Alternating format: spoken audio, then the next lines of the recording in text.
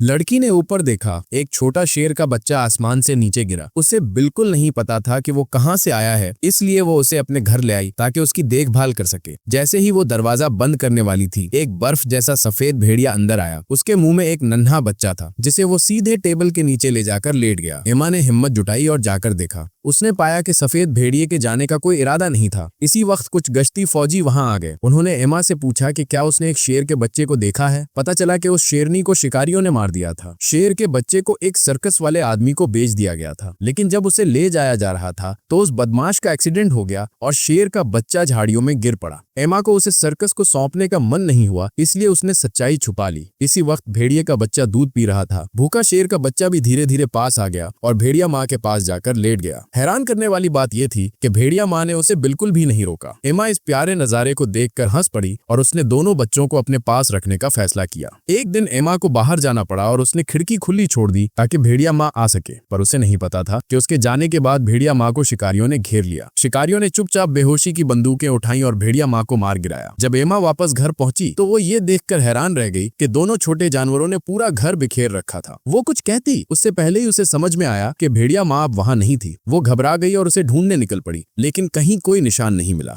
मजबूरी में वापस लौटी और दोनों बच्चों की देखभाल करने लगी। भेड़िया माँ के जाने के बाद एमा ही अब उनकी नई माँ बन गई थी। उसके प्यार में दोनों शेर और भेड़िया धीरे धीरे बड़े होने लगे। एक दिन कुछ पर्यटक कुछ टापू बनाए अजनबियों को देखकर दोनों दौड़ पड़े। एमा ये देखकर घबरा गई और उन्हें रोकने के लिए दौड़ी। दौड़ते वक्त उसका पैर एक पत्थर से टकराया और वो गिर गई। सर पर गहरी चोट लगी और वो बेहोश हो गई। अगले दिन जब एमा की आंख खुली, वो अस्पताल में थी। उसने सबसे पहले यही पूछा कि शेर और भेड़िया कहाँ हैं। उसे बताया गया कि भेड़िए को एक सफेद भेड़िया संरक्षण केंद्र में भेजा गया है, जहाँ उसकी अच्छे से देखभाल हो रही है। वहीं उसकी असली माँ से भी मुलाकात हो गई थी। पर शेर को वापस सर्कस भेज दिया गया था। वहाँ उसका मालिक उसे हर दिन इंजेक्शन देता था ताकि वो शांत रहे और पैसे कमाने के काम आए। एमा को उनकी बहुत फिक्र होने लगी, इसलिए उसने चुपचाप अस्पताल छोड़ दिया और उन्हें ढूंढने निकल पड़ी। इसी वक्त शेर को सफेद भेड़िया संरक्षण केंद्र के पास से ले जाया जा रहा था। जैसे ही भेड़िए ने शेर की दहाड़ सुनी, वो उसकी तकलीफ को पहचान गया। उस रात भेड़िए ने बाड़ के नीचे खुदाई शुरू कर दी और बचकर वहां से निकल गया। वो बिना रुके दौड़ता गया जब तक कि वो सर्कस कैंप तक नहीं पहुंच गया। उसने फिर से खुदाई की और अंदर चला गया और शेर को ढूंढ निकाला, लेकिन शेर जिस लोहे के पिंजरे में था वो बहुत मजबूत था। उसे खोलना आसान नहीं था। भेड़िए ने हार नहीं मानी। उसने एक लकड़ी की डंडी खोजी और उससे पिंजरा खोलने लगा। शेर ने भी उसकी मदद की और दोनों ने मिलकर धक्का लगाया, लेकिन लकड़ी की डंडी टूट गई। शेर ने गुस्से में दहाड़ मारी और वो आवाज सर्कस मालिक ने सुन ली। भेड़िया जल्दी से पास छुप गया। मालिक ने देखा कि शेर अजीब बर्ताव कर रहा है, तो वो पिंजरा खोलकर अंदर गया। तभी भेड़िया झपट पड़ा, मालिक को नीचे गिरा दिया और तुरंत भाग गया। शेर भी उसके पीछे पीछे भाग गया। दोनों अच्छे दोस्त अब फिर से मिल गए थे। इधर एमा भी लगातार तलाश में लगी रही। आखिरकार एमा ने उन्हें ढूंढ लिया। भेड़िया और शेर में से आपको कौन पसंद है? अल्लाह ताला ने हर दिल में मोहब्बत और लड़की ने ऊपर देखा, एक छोटा शेर का बच्चा आसमान से नीचे गिरा। उसे बिल्कुल नहीं पता था कि वह कहां से आया है।